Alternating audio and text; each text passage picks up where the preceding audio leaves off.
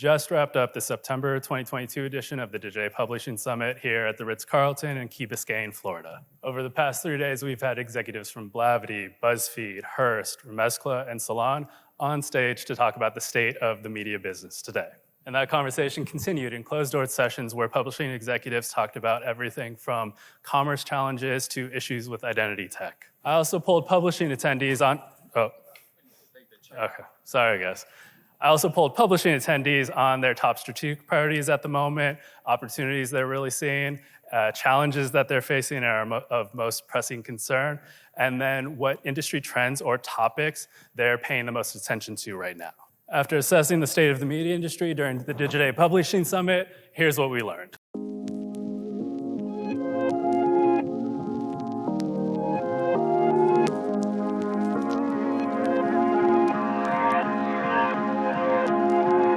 A hot topic of conversation among DPS attendees, especially the publishers who were able to speak candidly behind closed doors in our town hall and working group sessions, was obviously the eventual, or at least potential, demise of the third-party cookie. Meanwhile, the identity technologies seeking to replace the third-party cookie are also posing a challenge, as publishers feel compelled to adopt all of the alternate IDs, but are concerned what that's going to do to their page load speeds and search engine rankings. While some publishing executives are skeptical that Google will ever actually kill off the third-party cookie in its Chrome browser, many talked about how they're already dealing with cookieless environments in Safari and Firefox, and how those browsers are cutting their CPMs in half.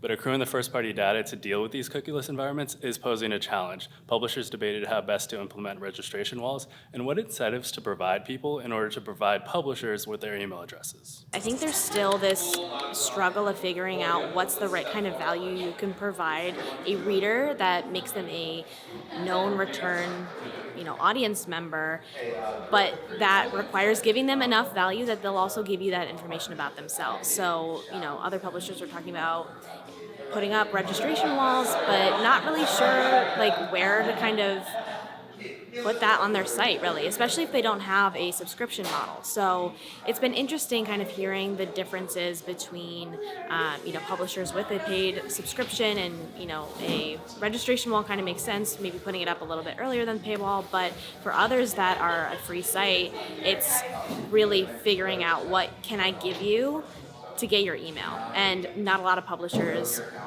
have figured that out yet, it turns out. One big topic that I heard coming up on stage and during the different working groups was how publishers are using editorial products that they're developing themselves, like podcasts and newsletters, to help develop their audience, drive them to their sites, put more content in front of them in different formats, and hopefully, put them on a path to having a more direct relationship with the publisher and their content versus, on other platforms like social media and things like that. So those were the top takeaways from Digiday's media team. I also talked with some of the media executives who spoke during DPS about what's top of mind for them at the moment, and probably not surprising, but a major vocal point is the state of the advertising market, especially given how foggy of a view publishers have of that market right now. There is a lot of conversations going on with advertisers at the moment, but it's just that advertisers are taking more time to close the deals because, they are uncertain about the future. And so probably that's the one place where we are dedicating more time than what we usually do. The biggest challenge, I think, is the ad market and really trying to understand how we diversify our revenue streams, how we show up where we need to show up, opportunities for monetization, and making sure, along with our growing reach, impressions, dominance, you name it, that we are ideally making money on the business side. A longer term, but still urgent concern on the advertising front is the post-cookie landscape and the push among publishers to accumulate first-party data. In terms of impending doom, I think the cookie apocalypse gets the cake, right? That's always on the front of people's minds. And we're working today to make sure that when that happens, we are ready. There's for sure a level of preparedness that is achievable today, and though that just got delayed and all that, it's still going to hit hardest when it happens. So we're really leaning into that. as a priority fix that we need to correct in our business model. The biggest strategic priority for Blavity Inc. right now is figuring out our first-party data strategy and making more investments in our owned and operated brands. Beyond advertising, publishers are prioritizing their consumer revenue streams through subscriptions and paid memberships. Building up our memberships and e-commerce business is a huge strategic of huge strategic importance for us. And that's where I spend a lot of our time. Again, I think building relationships direct with consumers is key to the future of our business, especially if you're able to do that with adding more value to the consumer. And so our goal with membership is to find a way in which we can give you everything you need for a particular interest area of yours, whether that's bicycling, running, popular mechanics, etc. The opportunity for us at the moment is actually in subscriptions. I think that the most amount of revenue we can make in the shortest amount of time is by pushing this between now and the end of the year.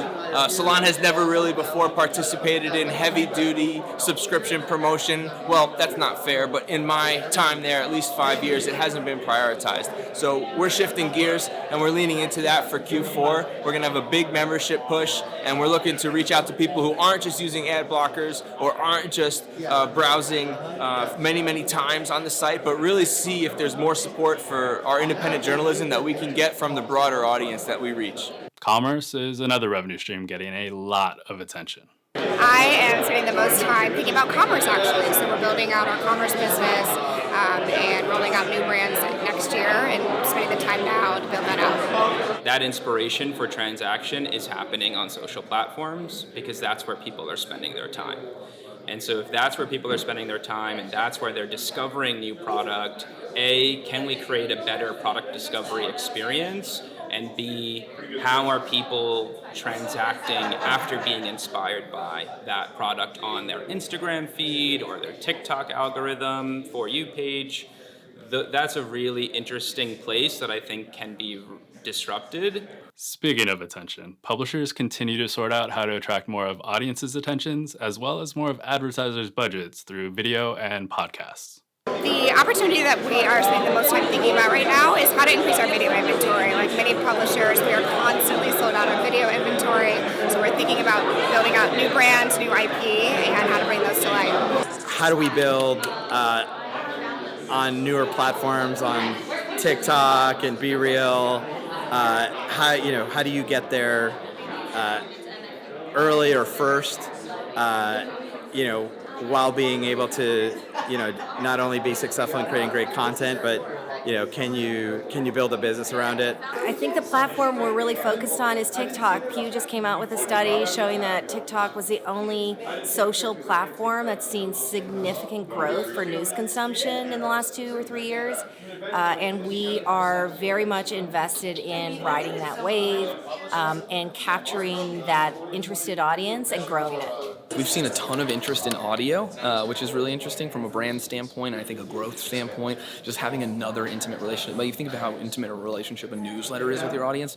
I think podcasting is like almost another level of intimacy as well there. So I think that's a big one. The biggest challenge is really just it's becoming a very crowded field in audio. And so it's how do you keep standing out from the pack and how do you continue to attract audiences and sponsorships. But out of all of the topics that came up during DPS, none loom larger than the economic downturn and threat of a potential recession, from what that portends for publishers to what publishers need to do to prepare. We are focusing on this inflection point that the industry is having with the emergence of new platforms like TikTok at the same time that we are dealing with a potential recession or a recession if you wanna call it. And so we are focusing on building our 3-year plans for the future while at the same time figuring out how navigating this recession is going to be, which is a very interesting and different recession perhaps than any of the ones that have occurred in the past. I think I spend the most amount of time on survival. No, we run a low margin business, so we need to assess kind of threats and make sure that we're making the revenue where we can. The most pressing concern as I see around publishers is, I think the big cutback in editorial and content, investments. I think we're seeing a lot of really great media brands that are doing well, and everyone is focused on profitability, which creates much more stable companies. But I think there needs to be a lot more innovation, a lot more investment in kind of taking content and editorial to that next level. I think everyone's having a challenge to figure out how do you build a business model and how do you finance that, as it's much more difficult to do than it was before. As we got into 22, you're thinking, oh my gosh, it's going to be great, like everything is normal. And then you had the war in Ukraine, economic recession, brands pulling back and kind of reevaluating what they're doing. And luckily I think we've insulated ourselves as much as we can just based on kind of how our positioning is, but like that is obviously like you start to look out and is our growth trajectory going to stay the same? Are we going to be able to find new categories and new opportunities for partners who are now more endemic to newsletters? And so there's no shortage of challenges, and I feel like I'm 47 at the same time of being 27. So that's the state of the media business as of September 2022 based on this year's Digiday Publishing Summit. Now we'll have to see how things play out heading into 2023. We gotta go. All right, so we'll see how things play out heading into 2023. We look forward to seeing you all at the Digiday Publishing Summit in March in Vail, Colorado.